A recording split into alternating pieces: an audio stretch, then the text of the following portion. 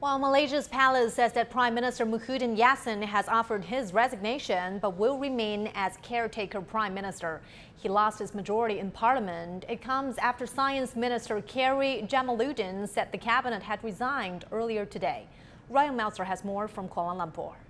Because he doesn't have a majority in Parliament, he can't hand over to an anointed successor, as has happened in Malaysia before, and we're really in uncharted territory here.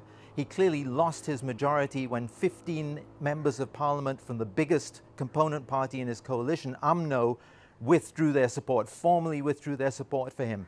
So in a desperate last-ditch effort to secure enough support in Parliament to be able to survive a confidence vote on September 7th, he went live on TV on Friday and appealed to the opposition to support him, offering a host of very significant political reforms as an inducement. But all the opposition parties rejected this out of hand, leaving him clearly with no majority and no choice but to resign. Now, what would normally happen under normal circumstances, the Prime Minister would recommend that the King dissolve Parliament and an election would have to be held within 60 days. But nobody wants an election now with COVID cases and COVID deaths at or near record levels in Malaysia.